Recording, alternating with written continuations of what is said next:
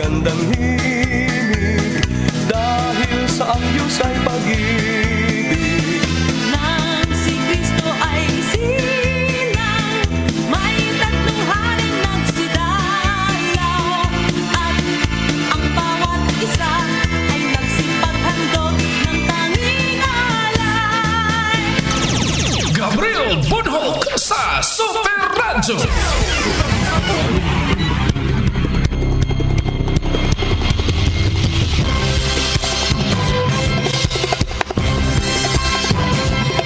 Gabriel Bunhok sa Dules. Sugbo, Kabisayan ug Mindanao.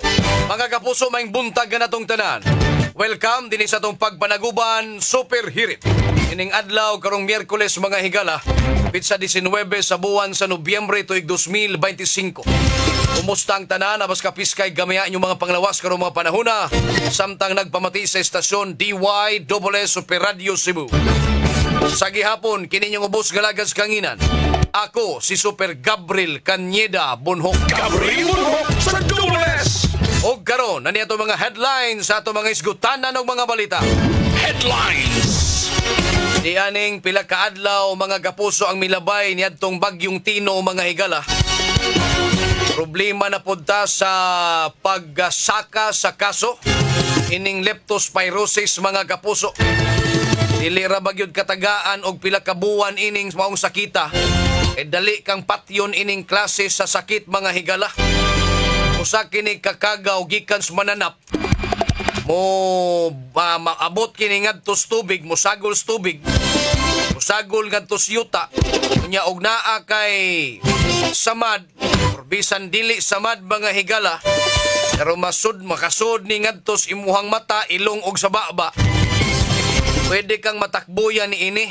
Kunya ang sintomas ini, mga sakit, pangapoy lawas, mga higala, no? Pagsuka-suka, mao ni siya'y mga simptomas nga inyuhang angayng bantayan mga kapuso. Sabi na gyud ngadto sa to mga kaigsuonan nga padayon gihapon nga miubog dihas kabahaan mga higala. Wa pa gyud mihubas ang tubig nga nas ilaha. Gawas niya na proteksyon butas og manghugas gyud ta pirmi. Unya imnandaan og tambal mga kapuso ka. Dito sa Talisay mga kaigsuonan napatya na kini. Na taga barangay Kansuhong mga kapuso. Lagsik pa to, wa siya samad stiil. Pero mao lagi na natakbo yan sa sakit nga leptospirosis mga higala. Amping tang tanan ha. Headlines. Samtang sa laing bahin, repikto gihapon sa bagyong Tino mga higala. Sigita og clearing operation. Pero aduna say uban nga mga tao, mga kaigsuonan nga ang ilaharang tugkaran ang ilang gi-clear, ilang gisiguro ang ilang kaugalingon, pero adto nila gihansak mga basura sa ubang mga lugar mga kapuso mo nang nangreklamo na. Ano ay reklamo dito skuan? Galaxy Danglag Konsolasyon mga higala. Ngano man tao ning pila naman ni kasimana ning mga basura nga nagtipon og gihapon dito sa ilang lugar. Gawas niya na reklamo pod ni ngadto sa taga Mandawi mga kapuso kay di agihapoy illegal dumping. Nang hinlo tinuod sila sa ilang tugkaran pero ang ilahang batasan wa pa mahinlo. Ila pong gibutang ngadto sa lain nga tugkaran mga higala. Mao na nga naglabad po ning ulo mga kapuso sa mga residentes dapit kay perti rabang baphuas mga basura.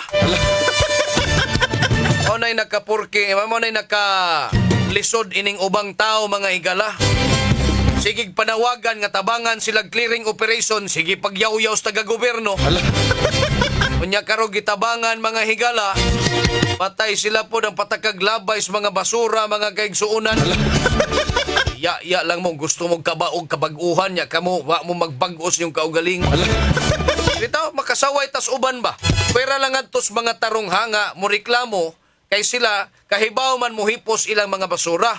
Pero kining uban mga higala, reklamador kayo, pero otro, wa siya nagbagos yang attitude. Wa pa magbagos ilahang kalaki mga higala, taka lang gihapog labay sa basura.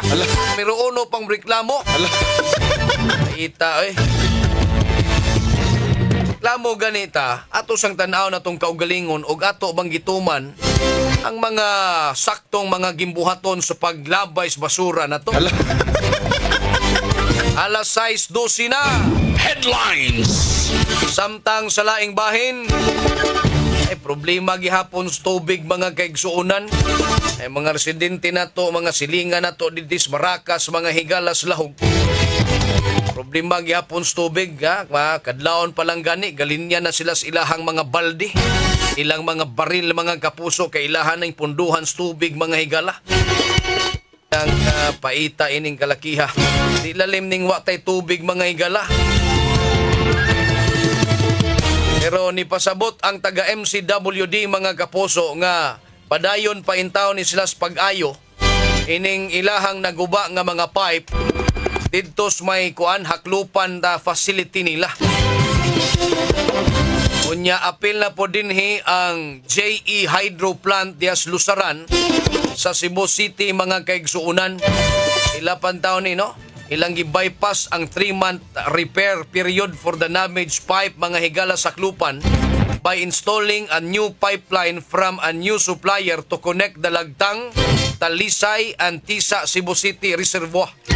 So, ilan nang ipaspasan. Imbis 3 months nga ilahang pag-repair, ilan na lang ning gipalitan gyud og pipe mga higala aron madali. Daghan kaayong nagkinahanglan sa tubig mga higala. Headlines. Samtang sa laing bahin, ang taga-Dakbayan sa Lapu-Lapu mga higala may suspenso ni sa ilang klase alang sa ilahang kapistahan, no? Karon kining pizza 20 ugma alang sa ilang patrona Fiesta of Nuestra Señora de Regla ika 290 katuig sa kapistahan sa ilang patron dito sa Dakbayan sa Lapu-Lapu mga higala. Kini mo'y gi-anunsyo ni Mayor Cindy Chan. Bipirma siya sa Executive Order number 65 mga higala. Happy Fiesta ha, taga Dakbayan sa Lapu-Lapu mga higala. Last week dito tas Lapu-Lapu perting trapika. Hinoon, masabot man sa nato kay perti mang yung daghana pod sa mga tao na dina. Samot nagsingabot ang ilang kapistahan, daghag mga kalingawan. No? Kasabot pod ta mga higala kay kanang ilahang karsada perti masang gamaya niya perti ng daghanas mga sakyanan.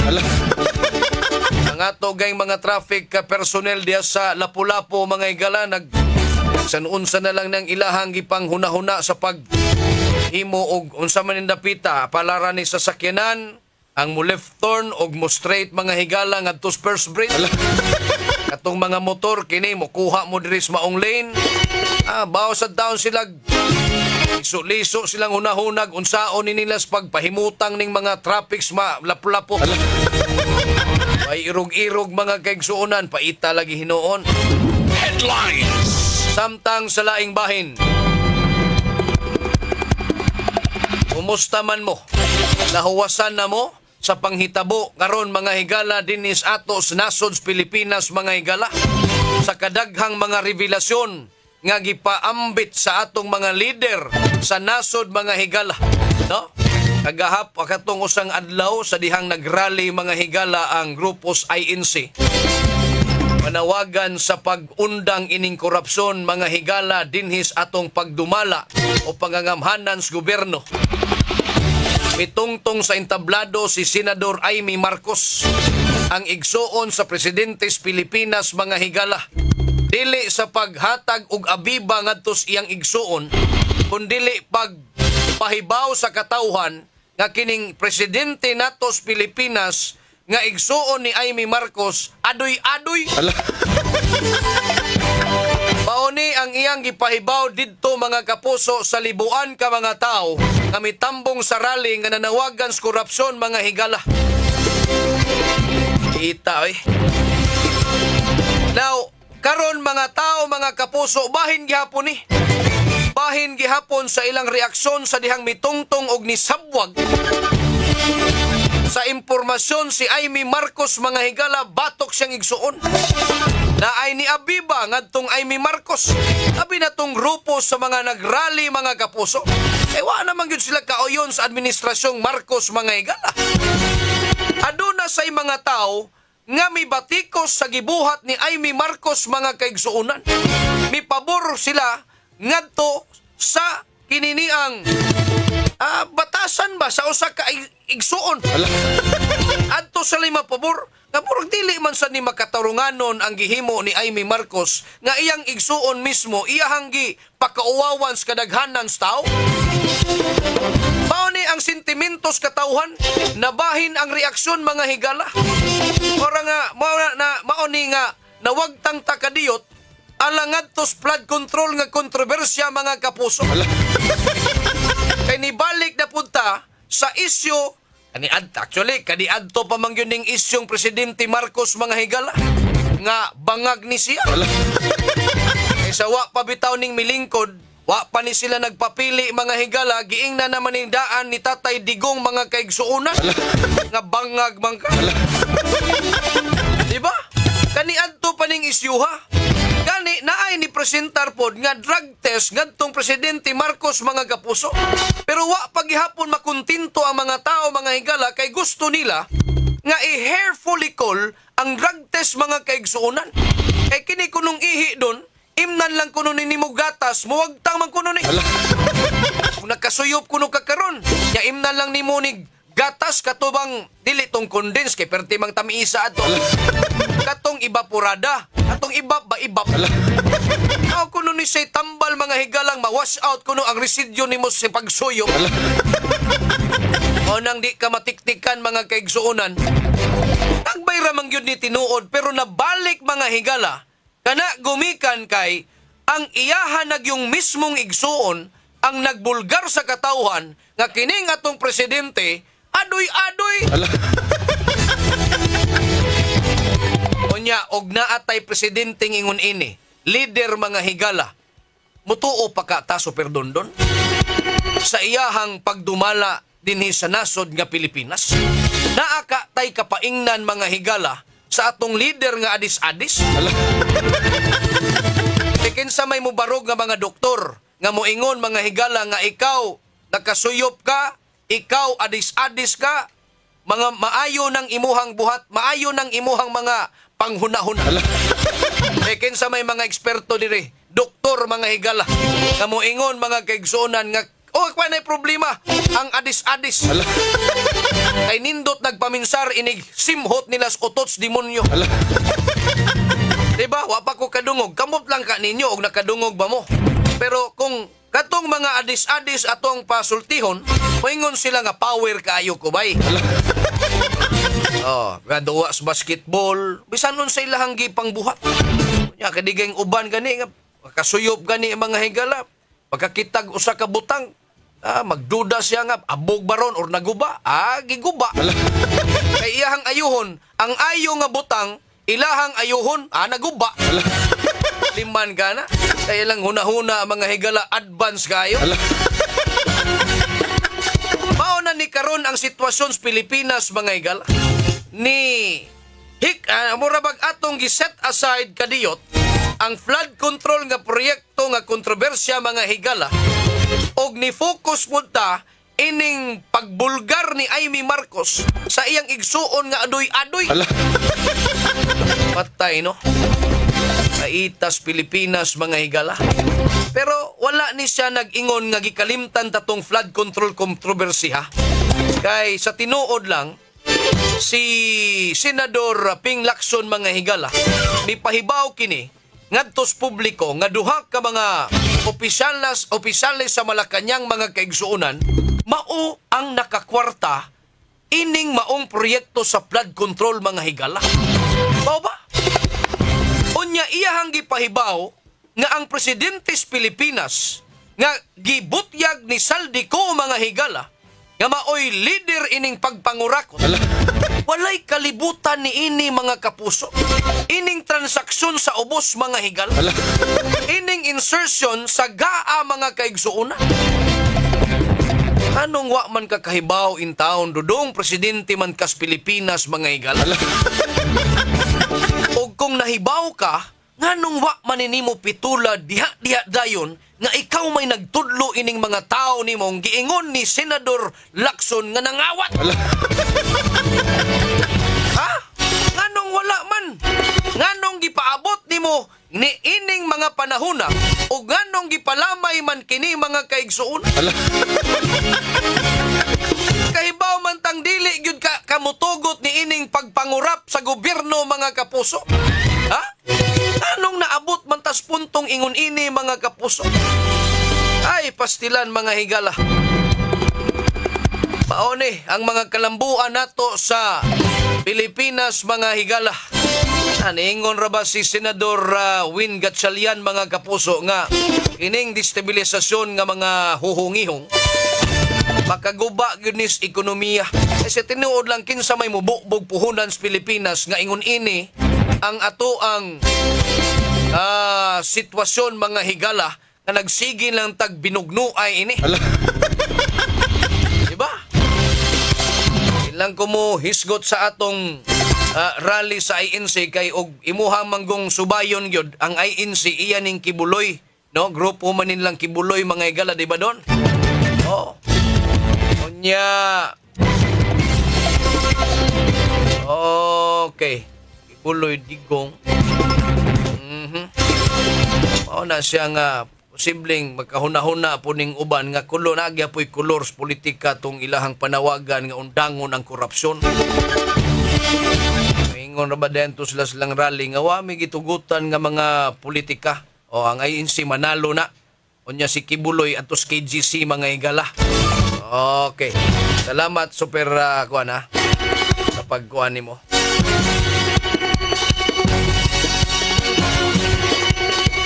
Onya,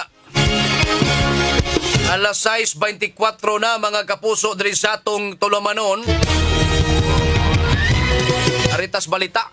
Natay balita nun? Okay. Aritas mga balitang nahipo sa atong mga kauban mga higala. Di ay iligalista na dakpan kini sa kapulisan sa Mabulo. Okay. Ang detalye sa balita mga kapuso pinagi ni Super Desime Padilla. Super Desime Padilla sa Super Radio.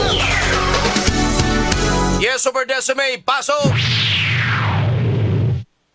Usa ka by bus operation ang gihimo sa kapulisan sa Mabulo Police Station for ingon man sa City Drug Enforcement Unit sa Cebu City Police Office sa City Central, Barangay Luz, Syudad sa Sugbo kagabi ini. Resulta kini sa pagkasikop ni alias John, 25 anyos, single ni siya, nagpuyo sa lumbad niya taga poblasyon, lungsod sa Sibunga, niya usa ka street level individual ang maong suspitsado nakuhaan og upat ka gramo sa gituang Cebu nga nagkandidad og kapin sa 27,000 pesos ang maong operasyon.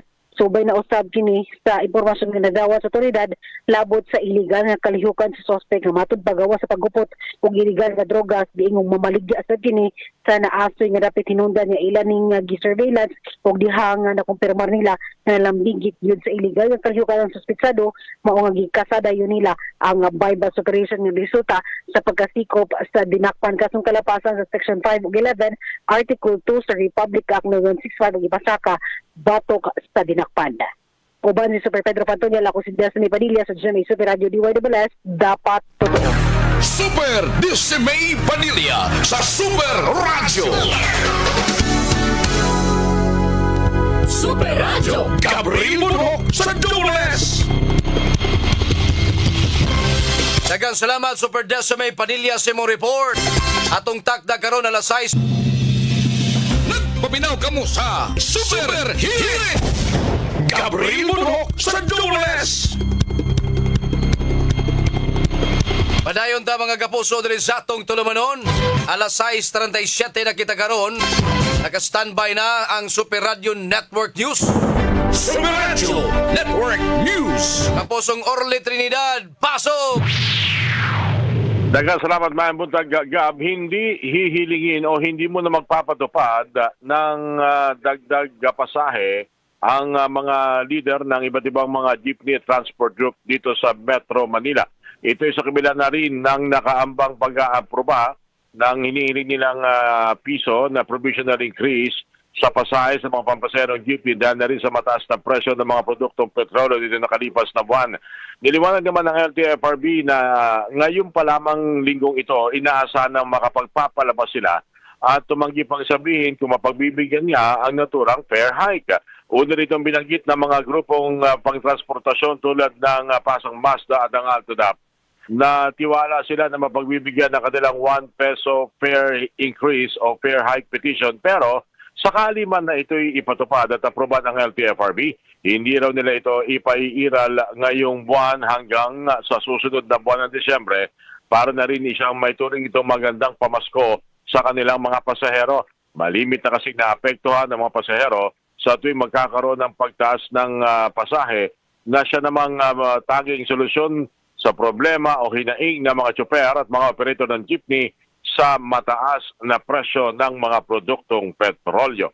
Yan ang ulat sa Metro Manila para sa DYWS Super Radio Cebu. Ako nyo kapuso, Orly Trinidad. Dapat totoo.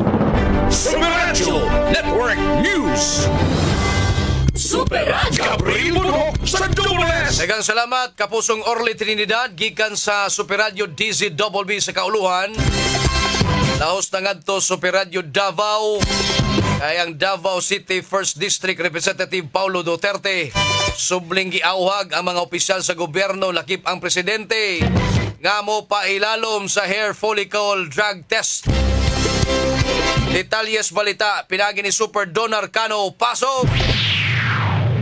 Subling nanawagan si Davao City 1st District Representative Paulo Duterte ngadto kang Pangulong Ferdinand Marcos Jr. nga mopailawom sa hair follicle drug test. Kinihuman ang init na pahayag sa igsoon sa presidente na si Senator Amy Marcos nga nalambigit sa paggamit og ginadling droga ang Pangulo kauban si First Lady Liza Araneta Marcos. Sa opisyal na pahayag ni Duterte, dugay ng panawagan na maong drug test ngadto sa mga opisyal sa gobyerno alang sa transparency ug integridad. Gihimug-atan niya nga kung walay ginataguan ang usa ka opisyal, dili kini mobalibad ug dili kini mahadlok nga magpa-drug test. Angay matud pa sa katawhang Pilipino ang kamatuoran ug dili angay ang himuong tanga tungod ang kinabuhi ug kaugmaon sa katawhan ang labing importante ilawom sa pagpangalagad sa mga opisyal sa nasod. Kahinung dumaan nga gibuhagay ni Senator Marcos ato sa lihok protesta sa Iglesia ni Cristo dito sa Kauluhan Lunes sa gabi ang gingong paggamit ni PBBM ug asawa o ginadiling droga. Samtang gibutyag ni Palace Press Officer Attorney Claire Castro nga walay basihan ang pahayag sa senador. Sanglit may pailawom ang presidente sa drug test niadtong tuig 2021 ug negatibo ang resulta nini. Gisaway sab ni Castro ang magbabalaod sa pagpangdaot sa kaugalingong igsuon. Samtang sa opisyal nga pahayag sa anak ni PBBM na si Majority Leader Sandro Marcos, gikasubo niya ang pahayag sa iyang tita. Gibarugan sa batang Marcos nga walay kamatuoran ang maong mga pahayag nga pagdaot sa ilang pamilya. Gikan sa Super Radio Davao, ako si Super Don Arcano, alang sa GMA Super Radio, dapat totoo. Super Radio Network News. Super Radio Gabriel Munho sa DWS. Daghang salamat Super Don Arcano gikan sa Super Radio Davao.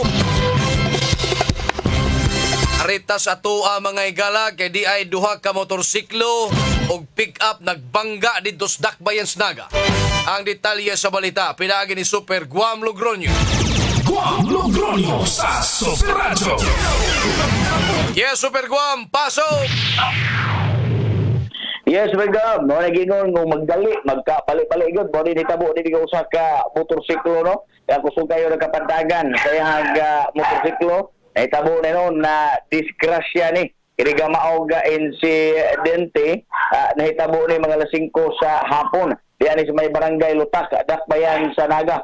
Usa ka Honda XRM nga motorsiklo, gimanihon ni nga usa ka 54 anyos nga minyo nga taga barangay Katabago Dakbayan sa Toledo ang na banggaan o laig motorsiklo Suzuki Rider 150 nga gimanihon ni usa ka 22 anyos nga taga Purok Proper Ono Barangay Kugon Dakbayan sa Naga. Kusog kay ni siya nga nagkapadagan si aga motorsiklo padung mo pauli ngadto na sila hangga panimalay samtang gikasugat ni niya kini nga Honda XRM ingon man usa ka Mitsubishi Strada pickup nga gimanihon ni usa ka 38 anyos nga gikan ni sila pulo sa Dakbayan sa Naga padung sa di sila mo paingon dito sa Dakbayan sa Toledo apan samtaga nagdulhog ni kini ga usa ka XRM gigo ga mikawat ni sa pika sa lane sa karsada o ga didto wa na niya kontrolar automobila iyahag nabangga ngadto na sa laig motorsiklo o gumikan sa kusog sa impact dito sa Gilame Diretso sa usa ka busy estrada inungdan sa pagkaagol ninig biktima nagali pagdagat to na sa tambalanan sa tanggi proseso pa sa to kapulisan kinig suspect o gagatog mga sakyanan daga daot alang na sila pagsabot-sabot usab sa matag habig. Kini si Guam Logronyo sa GMA DWW Super Radio dapat totoo. Guam Logronyo sa Super Radio. Super Gabriel Munhok sa Dubles. Daghang salamat Super Guam Logronyo sa imong report. Atong takda karon. Nagpaminaw kamo sa Super Hirit. Gabriel Munhok sa Dubles. Super Radio. Adayon ta mga kapuso diri sa atong tulumanon alas 6:58 na kita karon mga higala.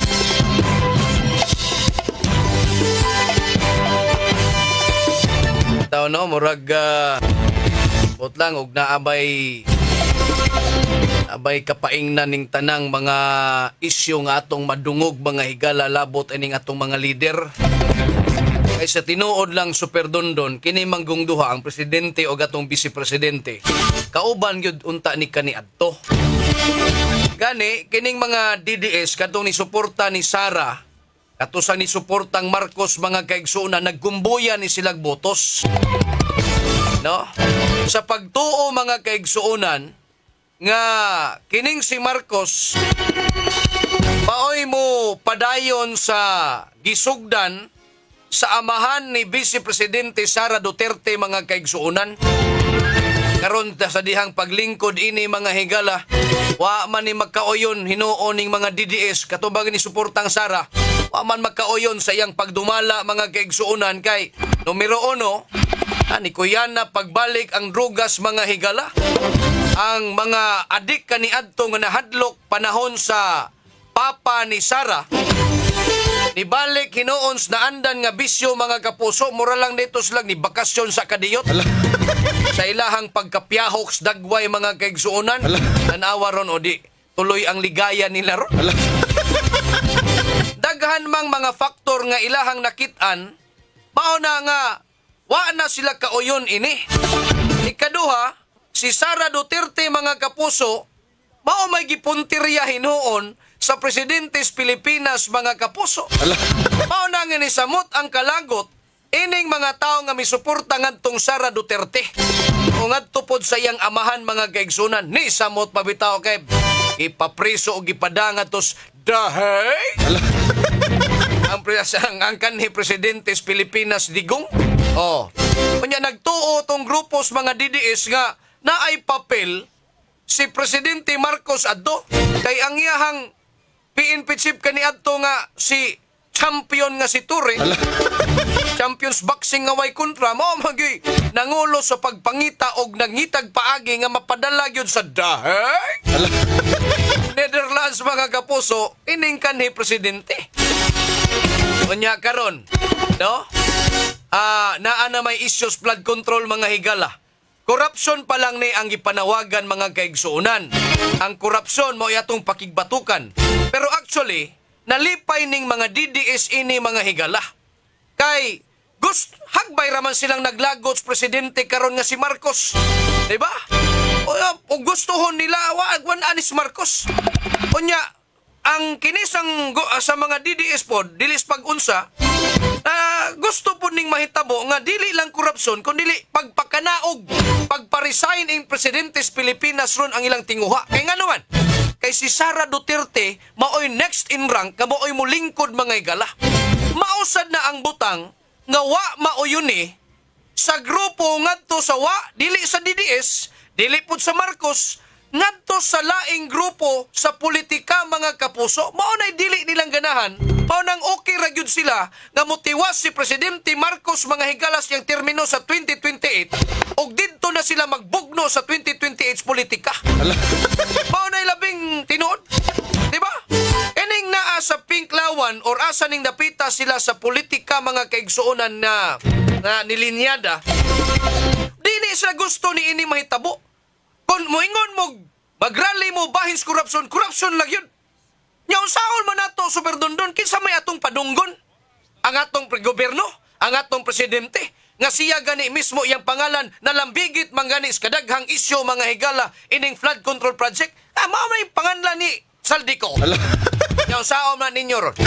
Unya karon niingon sad ang kuan, aron sa pagbakwi mga higala si Senador Lacson niingon sad nga ang iyahan mga sakop mao'y nangwarta. Unayati na tainir.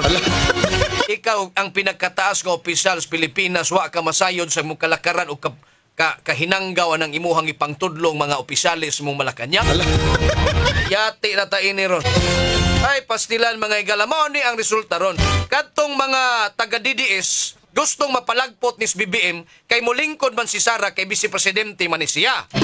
Ang grupo pod sa dili mo suportang sa DDS, dili sad ganahan nga mahitabo ni o gusto silang itiwas ning BBM kining iyahang termino aron nga patas ang level sa politikas 2028 kay kung makalingkod ni si Sara Superdondon naanay morabag nananay daan nga advantage si Sara Duterte pabor sa DDS mga higala. Mataigong panahon mga kapuso diri sa atong tulumanon. Hoy, 37 ka adlaw na lang. 37, 36 na lang no? 36 days na lang Pasko na mga kapuso.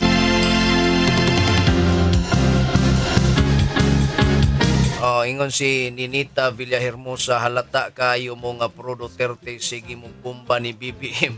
Wa jud ko kadungog ang itirahan ninyong mga Duterte. Si Ayminas mananay anomalya sa tobacco, kaya si BBM bakulon din yan. Tanawara. Mo react din sila, di ba? Mataya ato lang ninggi atong istorya din base rin mga isong ng gawas mga higala. Og sa politika lagi giingon ako, kining mga Pinklawan og asa ni dapitas lang na-affiliate o nilinyadas pa politika, di ni ganahan nga matangtang ni BBM kay si Sara may mosunod. Nyaw saon naman lang tao nila sa 2028 mga higala nga naka-advantage sa manhinuon ning si Sara Duterte og pananglit ng papalagpot. Unsa mataygong panahon mga higala diri sa atong pagpanaguban mga kapuso.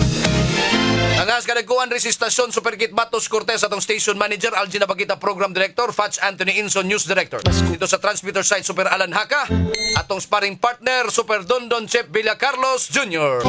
Kauban si Jones Kevin Galagar. At ang imusunod karon dayon mga balita sumaga nationwide gikan sa kauluhan sa DZBB. Kini inyong ubos galagad sa kanginan. Ako si Super Gabriel Cañeda Bunhok. Malipayong Pasko. Adto na kunoy! Inyong nabati, Super Hirit!